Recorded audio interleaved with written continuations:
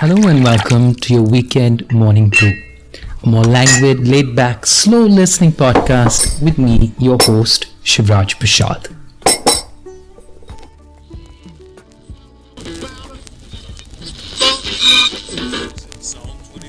I'm hoping you will add us to your weekend playlist and give us a listen.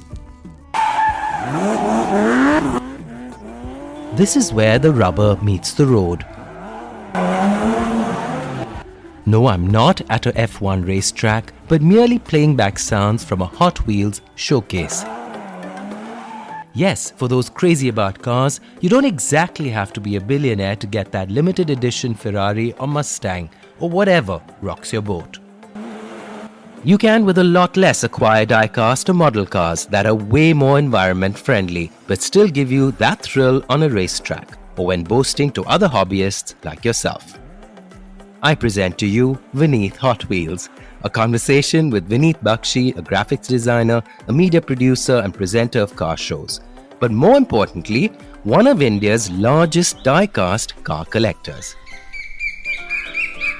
Vineet, really so good to connect with you on my weekend playlist. Thanks for having me here, Shivraj. It's truly a pleasure and an honor, and I think we're going to have an interesting conversation about cars.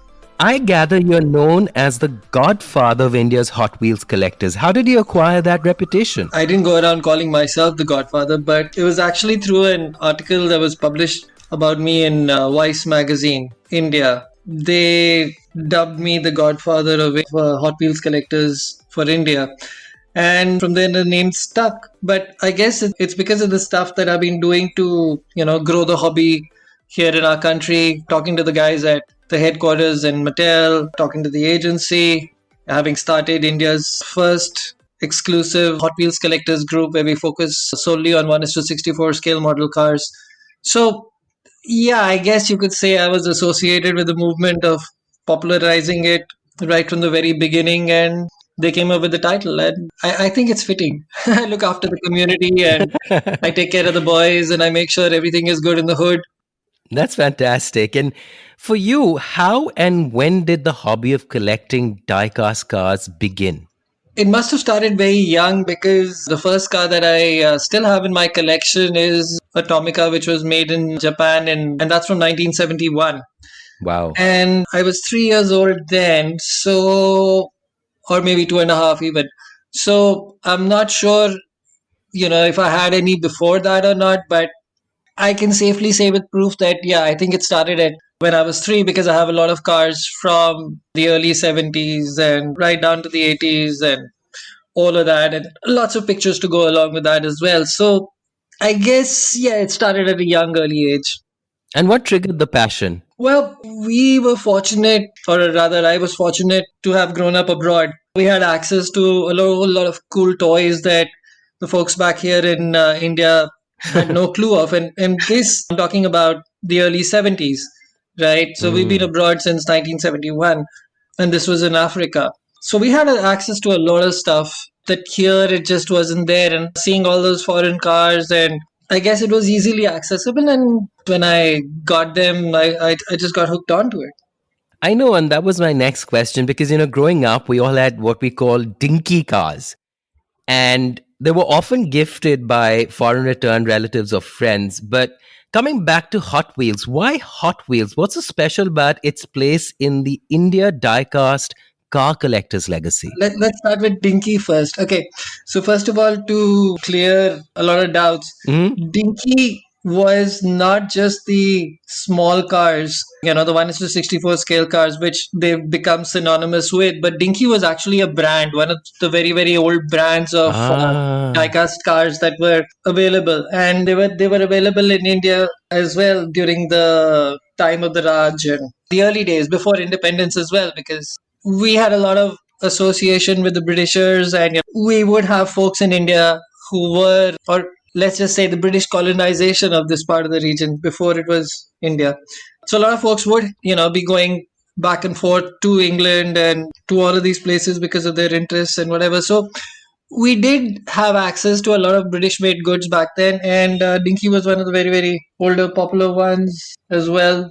that also crept into the market along with Matchbox and Lesnies and Corgis and all of those toys. So that's interesting. But yeah, so Dinky is a brand. It's not just the 1:64 scale cars. I know it sounds very cute Ah, when you say Dinky to associate with the small cars because it just sounds so appropriate and it's so apt. generic also. Yes, so it's like the Xerox for photocopy or Colgate for toothpaste. So that's the way that is. That's a little thing about Dinky. Now, why Hot Wheels? Well, Hot Wheels was not my first love. I'll be honest with you because, like I said, I've grown up with a lot of Matchbox and Lesnies and Corgis and Tomicas and Majorettes. And back then, all these cars, Tomicas were traditionally made in Japan. Majorettes were made in France.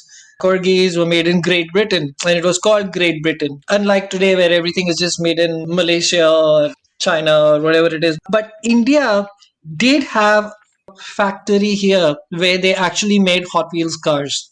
This was in Nagpur, and this had come up with a association between Mattel and Leo Blowplast. Hmm. They set up a joint venture called Leo Mattel, and they used to make Hot Wheels cars in India from 1988 till about 1998. That's when the joint venture fell apart. So yeah, a lot of kids, for us also, the collectors here that I've met in India, have strong associations with the brand because they were available when they were growing up. And this was a foreign toy, unlike any other Indian toy. And we're talking, late 80s when still you didn't have access, or we didn't here in India have access to a lot of imported stuff. The economy was just starting to open up, and Hmm. a lot of the international stuff wasn't available. I remember getting shoes and jeans and all of this stuff to my cousins here in India every time we came down because it just wasn't available here. So yeah, Exactly. a lot of kids who are adult collectors now have very strong and fond memories of the Hot Wheels brand because when they were growing up, they used to give them away with Kellogg's to promote it. It wasn't cheap back then. It was about starting price I think was about 37 rupees. And Hmm. 37 rupees late 80s was a lot of money. Hmm. Not everybody could afford it. Those who got it were fortunate enough and they had to use a couple of tricks or techniques to get the car that they wanted. Either you perform well in school and you get it as a reward, or you go to a toy store and you throw a fit like we all do. We sprawl at the floor, we start crying, we start howling, नहीं ये गाड़ी चाहिए, नहीं तो नहीं जाऊंगा, ये कर दूंगा, वो कर दूंगा, start throwing things around and I'll just say, okay, get the kid car, man, let's just get the hell out of here. So a lot of our adult collectors here have memories of Hot Wheels, and now that when they pulled out and then they started coming back again and they're now importing cars that are no longer made here, they stopped. But yeah, a lot of the kids and us, we have strong memories of that particular period of cars, and that's why Hot Wheels is number one here. Although we do have a lot of other brands Hmm. that are available, but still, its entry market it's fairly low. $150 according to the latest prices is what you can get the car at. Hmm. And plus, it because it's not expensive, you don't mind trading it. Hmm. So that's another segment of it. So, is there really a serious community now growing around this? Who are these people? Can you give us a sense or flavor of the kind of conversations that you see around this phenomenon, Hot Wheels, in the group that you've created? Okay, so when I created the group back in 2013, there were only three of us, okay, which was like a dismal thing. And the mission then was to get as many collectors from who are like closet collectors or who are ashamed to say that they collect these small little cars to get them out there. And the only way to do that was to start a movement or start a social dialogue. And when you post something out there, people notice and they think, yeah, I'm not the loony one, there are other crazies like me. And oh my God, where are my cars? I used to hide them somewhere. Maybe they're under the bed or whatever, and the memories come rushing in. And that's what it's about, actually. So it's about getting those memories and all of that stuff getting in. So, and that's how it starts. That's the easiest step to collecting Hot Wheels. Now, with respect to the conversations, well, people are so crazy now because when you have something that's associated with your childhood, what do? You want to get that thing back because you want to relive your childhood. So people are willing to pay Hmm. any price for it.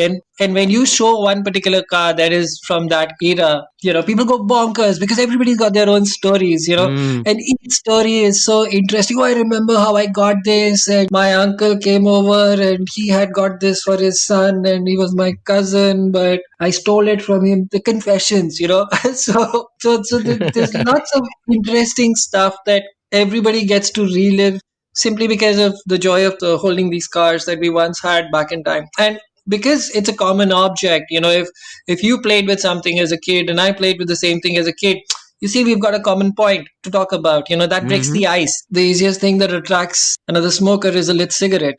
So you run there and you get it, and so the same thing about this. And then when you start communicating with other people, then you realize that you've got a lot of other things in common as well, where it starts off with a hobby and then it goes on to a professional level. But the craziness of collection of cars is it's just amazing, because then you want to have variations, you want to have the super treasure hunts, you want to collect the treasure hunts, you want to collect the Red Line Club exclusives, and you go back. I mean, collecting Hot Wheels is a different ball game altogether. There's so many different segments you can collect. There's so many different eras of cars you can collect. Like now, I mostly collect cars from the 70s, 80s, and 90s. I stopped. No, I don't collect anything after the 90s anymore. And my evolution as a collector has changed. Before, I would collect anything and everything that came into the market. Now, I only selectively collect Mm-hmm. the exclusive, hard to find stuff. And obviously, I still collect Ferraris because that is why I started collecting Hot Wheels. Well, now, for people who often say, hey, this is child's play and not for adults, you've just been talking about collector's items and the way their value goes up. It's not cheap by any stretch of imagination, is it? No, it's not. Because you see, what happens is that when we start talking about some one particular thing to someone else, it might just be an old toy. But for us, because of the sentimental value, its monetary value magnifies tremendously. So what the other person would want to give away for like $50, I would happily pay 5,000. Wow. The other thing also is the Hot Wheels cars that were made in India, the Leo Mattel cars. Those are some of the most highly sought after Hot Wheels in the world, apart from a few of the French and the Italian Maybe toys that also Mattel took over.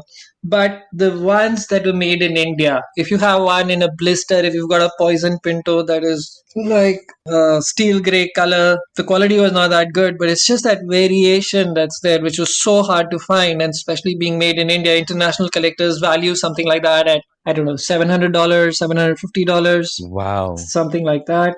And that car was sold for like $60 Wow. back in the day. So, Vineet, if I may ask you, how many do you have? I stopped counting after I crossed 4,000. But it's not about the numbers. Or so, would you call it an expensive hobby or an indulgence? Yeah, I mean, what is expensive? Define expensive. I think everything is relative. There are a few cars that are highly rare that I have. There are some cars that I've lusted after and been able to get them after 2 years. But see, my whole trick in the hobby is not to pay the market price. My whole trick is to wait to find the right connections, to get the right people Mm-hmm. who have these cars and who are no longer into the hobby. So what happens is that everybody goes through a phase of Mm, collecting. You collect for 10 years, 20 years, 30 years, but then after some time you just chill out, and especially when people start getting old and they just want to get rid of their collection. mm. They really don't value it at market price as much as active collectors do. So I try and look for these retired collectors or retiring collectors who want to get rid of their collection and want to give it off to a good cause or a good home or a good collector. I'm able to get that for about 25% of what it's usually going for on eBay. So if you calculate the value, yes, it is quite a bit. But if you calculate what I paid for it, it's about 20% of what the actual market value is. So I think the whole point of collecting should be like that. You shouldn't never go and pay the market value. There's always a better deal to be had. But then you need patience. You need to have age on your side. You need to have been collecting for a few years to just not pull the trigger impulsively and to think before you shoot. And how do you preserve the conditions of the cars that you've got, and more importantly, not freak out family members when you tell them their value? When I tell them the value, they say sell it. It's occupied too much space, it's all over the house, it can't be here, it can't be there. So I get where they're coming from. I mean, they have a house too, they live in the same space. So having about 700-800 cars spread over the drawing room is not the best thing that your wife will. I mean, she can only take it for so long.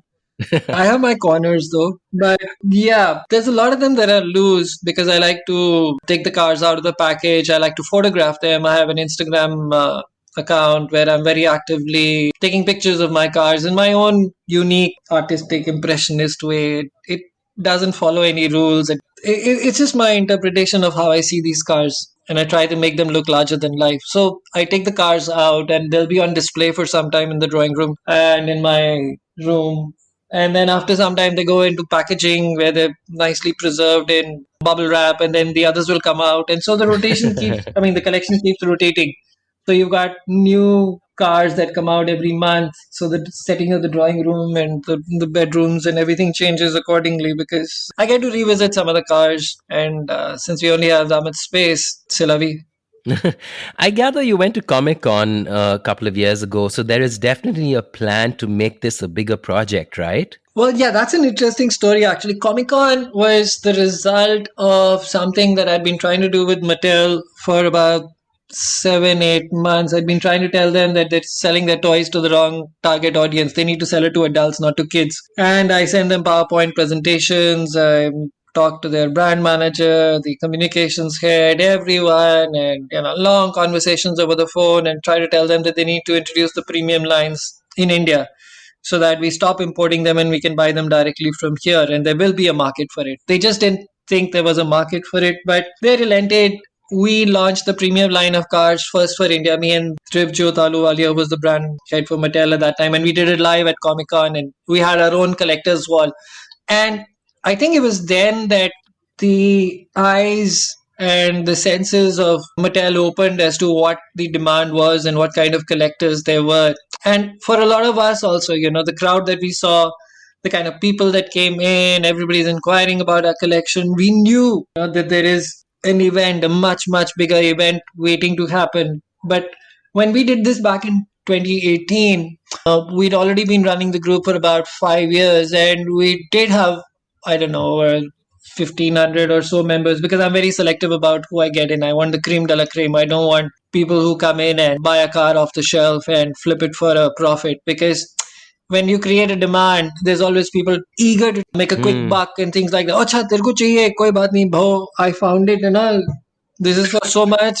And people do that. And that's the sad part about the hobby. The minute you make anything collectible, the minute you get more action into it, the minute you create more conversations into it, there's always somebody who looks at it as an opportunity. Acha, isko chahiye, I can go and score. I'm Vela anyway. Dig in on the chatter and figure out, acha, isko ye chahiye. These are cars that are nice to find, so I'll go and get them. And from being a nothing or a lukka, it goes on to becoming a seller. And we have a lot of these guys as well. So the market for this, I tell you, is mad. People are importing cars from the US for $2, paying another $2 in customs and shipping, and selling it for a profit because they have their sources where they can get the cars for cheap. But when you look at the market value, it's higher. And there are people here who don't have the means to import directly. And some that they do are singing their way all to the bank. And finally, we're all about leaving listeners with something to really think about over the weekend. Given that you're clearly a serious diecast car hobbyist and also pushing the Hot Wheel case in India, what is your one message? I think the most important thing is that don't discount the hobby and don't discount your child's imagination skills when he plays with these cars, because they're not toys, they're career shaping tools. A lot of us, because of our love of cars, have gone on to do things in our lives that we never dreamt possible if we didn't have the kind of insight and knowledge that we got from playing with our toy cars in our childhood, because they influenced us. For me, especially, the knowledge that I gained, the thirst for wanting to find out about each and every car, well, it led me to getting a career in automobile journalism. I got to travel the world. I got to drive the best of the cars. Every week there would be a new car at my house, which I would get to test drive and then go on TV and tell people how good it is or how bad it is. Now, how do you get to do that for free? How? Tell me how. There are people that I know in our group who are photographers, who are professional photographers, and all that started from their love of taking pictures of small cars. As they grew up, so did their cars, and now they take pictures of big cars. There's friends of mine who have their own design studios, which are where they design real 1:1 cars. Wow. And that also started with their love for these cars. There's enough and more automobile journalists out there who all have one thing in common. We all played with toy cars. There's people who are doing engines. There are people who are designing different components of the thing. There are people who are getting into electric vehicles. There's people who are working on a better racing suspension setup or working in different fields that are associated with the automobile industry. And let me tell you, it all starts when you start letting your imagination run wild with these toy cars. Vineet Bakshi, thank you ever so much for being part of this conversation. Hey Shivraj, it was a pleasure, man. Thanks so much for letting me pour my heart out. And for whoever is listening, I hope they don't knock the hobby, they support it. If your kid plays with these cars, don't discount it. He may grow up to be the next Candini or the Giugiaro of the design world. So give him all the support he needs, him or her even. Introduce us to similar folks you'd like featured by writing to me at shivraj@brevis.in, or even by sending me a voice message. That's right, we're all about hearing from you. You can send your voice messages on +91 962 547 5442. I repeat, +91 962 547 5442. Or you could also send me your number and I can add you to my subscriber list on WhatsApp. Don't forget to keep a lookout for the next big weekend playlist episode. Have a great weekend and the rest of your week.